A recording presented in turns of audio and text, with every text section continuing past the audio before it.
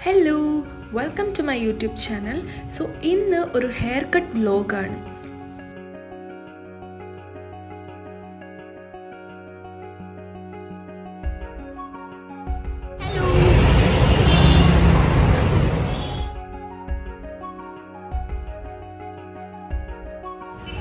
Okay, so ഇന്ന് ഒരു hair cut day ആണ്. അതായത് ഞാനൊരു വർഷമായി ഹെയർ കട്ട് ചെയ്തിട്ട്. അപ്പോൾ നമ്മൾ വിചാരിച്ചു ഇന്ന് സൺഡേ അല്ലേ, സോ ഹെയർ കട്ട് ചെയ്യാൻ വേണ്ടി പോവാന്ന് വിചാരിച്ചു. ഇതാണ് ഇപ്പോഴുള്ള മുടി.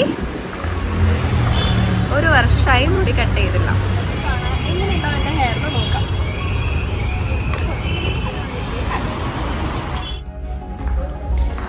യെസ്, അപ്പോൾ അശ്വതി പറഞ്ഞ പോലെ തന്നെ ഒരു വർഷത്തിൽ ഒരിക്കലാണ് ഞാൻ ഹെയർ കട്ട് ചെയ്യുക. സോ കട്ട് ചെയ്യുമ്പോൾ അത്യാവശ്യം അടിപൊളി സലൂണിൽ തന്നെ കട്ട് ചെയ്യണമെന്ന് എനിക്ക് നിർബന്ധമുണ്ട്. സോ ഞാൻ ചൂസ് ചെയ്തത് വൾഫ് സലൂണാണ്. ഞാൻ ഇൻസ്റ്റാഗ്രാം സ്ക്രോൾ ചെയ്യുമ്പോൾ കുറേ അടിപൊളി ഇവരുടെ ഹെയർ കട്ട് വീഡിയോസ് കാണാറുണ്ട്.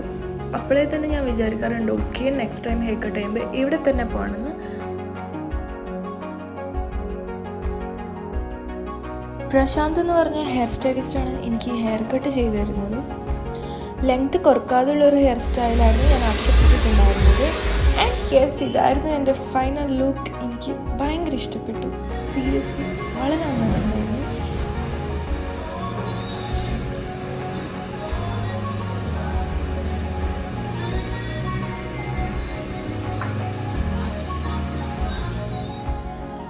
I was so happy.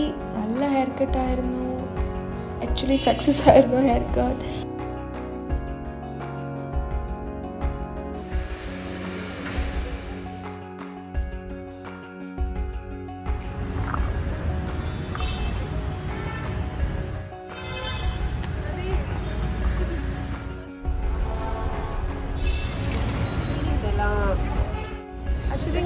Hair കട്ടൊക്കെ കഴിഞ്ഞു, പക്ഷെ ഉച്ച സമയമായതുകൊണ്ട് ഫുഡ് കഴിച്ചില്ല.